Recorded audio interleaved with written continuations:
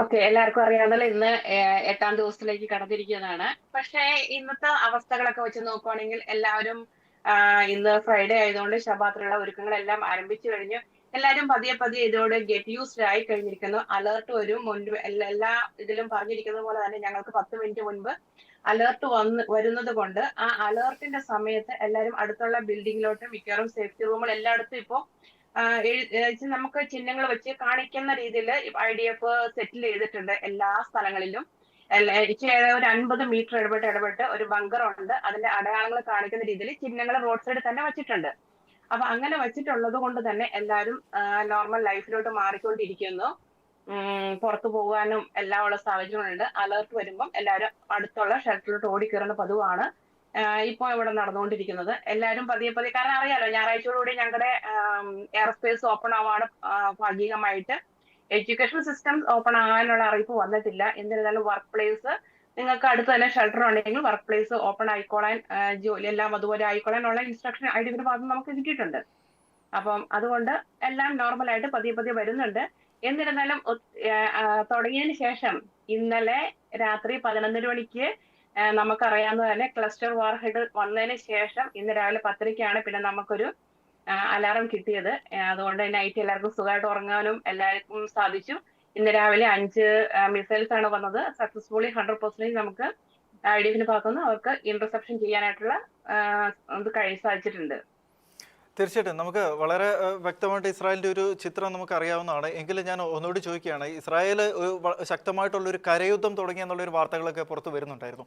അതായത് ഹിസ്ബുള്ളക്കെതിരെയൊക്കെ ആയിട്ട് വളരെ ശക്തമായിട്ടുള്ള കരയുദ്ധം തുടങ്ങുന്നു എന്നുള്ളൊരു വാർത്ത വരുന്നുണ്ടായിരുന്നു. അതുപോലെ തന്നെ ഈ ലെബനനിൽ നിന്നായാലും ഇറാനിൽ നിന്നും ആയാലും ഇപ്പോഴും മിസൈലുകൾ വന്നുകൊണ്ടിരിക്കുന്നു എന്നുള്ള വാർത്തകളും റിപ്പോർട്ടുകളും കാര്യങ്ങളൊക്കെ പുറത്തു വരുന്നുണ്ട്.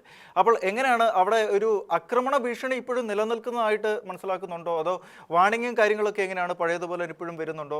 എങ്ങനെയാണ് ഈ ഒരു സുരക്ഷയിൽ വിശ്വാസം ഉള്ളത് കൊണ്ടാണോ ജനങ്ങൾ പുറത്തിറങ്ങുന്നത്? എങ്ങനെയാ?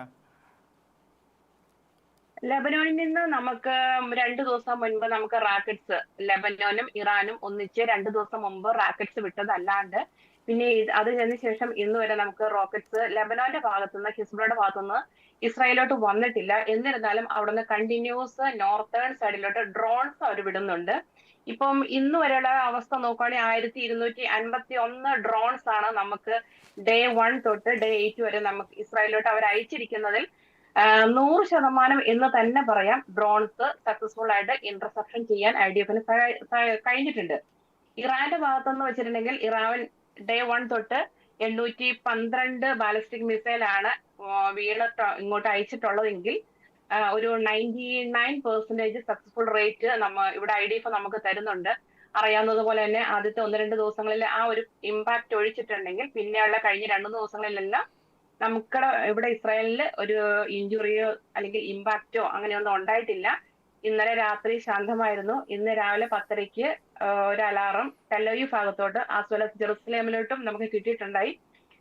അതിനുശേഷം ഇതുവരെ ഇപ്പൊ നമ്മുടെ ഇസ്രായേൽ ടൈം 3 മണിയായി, ഇതുവരെ ശാന്തമാണ്.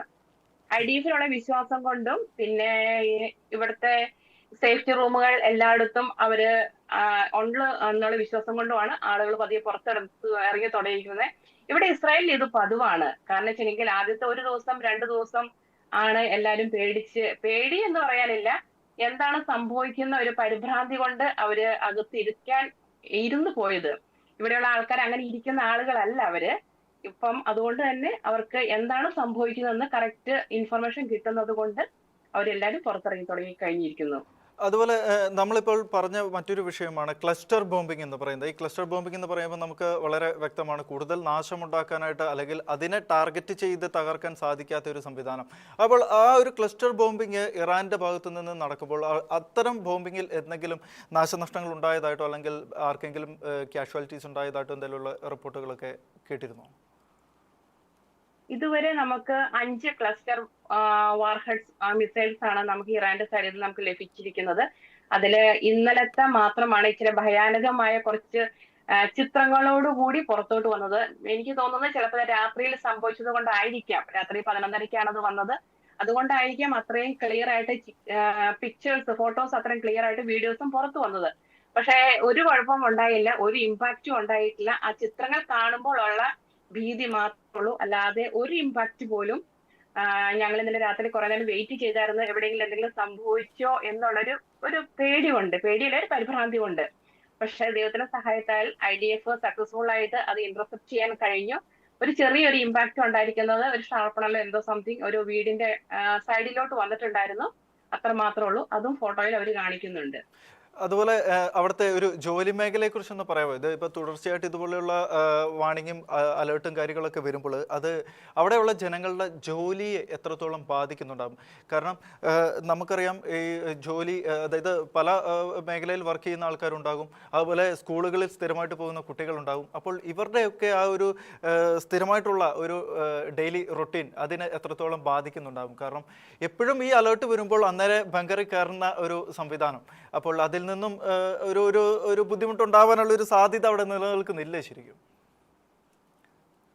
അങ്ങനെ ബുദ്ധിമുട്ട് എന്ന് പറയാൻ പറ്റത്തില്ല, പ്രത്യേകിച്ച് ഇസ്രായേൽ ജനതയോട്. കാരണം വെച്ചിട്ടുണ്ടെങ്കിൽ ഒരു കുട്ടി ജനിച്ച ഡേ 1 തൊട്ട് ആ കുട്ടി ഇതിനോട് ഗെറ്റ് യൂസ്ഡ് ആയിട്ടാണ് കുട്ടികളെല്ലാം വളർന്നു വന്നുകൊണ്ടിരിക്കുന്നത്. ബാക്കി എല്ലാവരും തന്നെ ആയാലും. പിന്നെ ബുദ്ധിമുട്ട് എന്ന് പറയുമ്പോൾ ഞങ്ങളെ പോലെയുള്ള ഫോറിൻ വർക്കേഴ്സിന് മാത്രമായിരുന്നു ആദ്യത്തെ സമയങ്ങളിൽ ചെറിയ ബുദ്ധിമുട്ടുണ്ടായിരുന്നത്. പക്ഷെ അങ്ങോട്ടും ഇങ്ങോട്ടുള്ള ഒരു സപ്പോർട്ടും, ബുദ്ധിമുട്ട് എന്ന് വെച്ചിട്ടുണ്ടെങ്കിൽ ഞങ്ങൾക്ക് ഇങ്ങനെ അടങ്ങി, പ്രത്യേകിച്ച് അറിയാലോ നമ്മൾ മലയാളീസ് ഒരു സ്ഥലത്ത് അടങ്ങിയിരിക്കുന്ന ഒരു സ്വഭാവം ഇല്ലാത്തത് കൊണ്ടും അവർക്ക് ഇങ്ങനെ എക്സ്പോസ് ആയിട്ട് നടക്കുന്നുണ്ട്. ഞങ്ങൾക്കായിരുന്നു ബുദ്ധിമുട്ട്. ഇസ്രായേൽ ജനതയ്ക്ക് അങ്ങനെ ഒരു ബുദ്ധിമുട്ടുള്ളതായിട്ട് ഞങ്ങൾക്ക് ഫീൽ ചെയ്തിട്ടില്ല. പക്ഷെ ഓട്ടോമാറ്റിക്കലി നമ്മളും ഈ സമയം കടന്നു പോകും എന്ന് പറയുന്നത് പോലെ തന്നെ ഞങ്ങൾ മലയാളികളും അത് ഫോറിനേഴ്സും ഇതോടെ ഗെറ്റ് യൂസ്ഡ് ആയി. അവിടെ ആ സോഷ്യൽ പരിപാടികളെല്ലാം നടക്കുന്നു. എഡ്യൂക്കേഷൻ മാത്രം തുടർന്ന് തുടങ്ങുന്നതിനെ കുറിച്ചിട്ടുള്ള ഒരു ഇൻഫർമേഷൻ ഐഡിയന്റെ ഭാഗത്തുനിന്ന് ഇതുവരെ വന്നിട്ടില്ല. അങ്ങനെ അറിയിപ്പ് നമുക്ക് കിട്ടിയിട്ടില്ല. ഞായറാഴ്ച വർക്ക് ഫ്രം ഹോം അല്ല, ഇത്രയും ദിവസം വർക്ക് ഫ്രം ഹോം ആയിരുന്നു.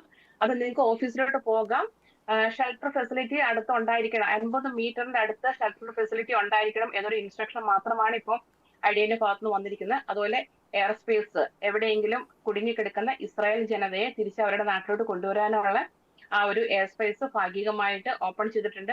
ആസ് വെൽ ആസ് നമുക്കെല്ലാം അറിയാവുന്ന പോലെ ഇന്ത്യൻസിൽ ആർക്കെങ്കിലും നമുക്ക് തിരിച്ച് നമ്മുടെ നാട്ടിലോട്ട് തിരിച്ചു പോകണമെന്നുണ്ടെങ്കിൽ, ഇവാക്വേഷൻ അല്ല, അവർക്ക് പോകണമെന്നുണ്ടെങ്കിൽ നമുക്ക് ഇന്ത്യൻ എംബസിനെ കോൺടാക്ട് ചെയ്യാൻ ഇന്ത്യൻ എംബസി നമുക്ക് അറിയിപ്പ് തന്നിട്ടുണ്ട്.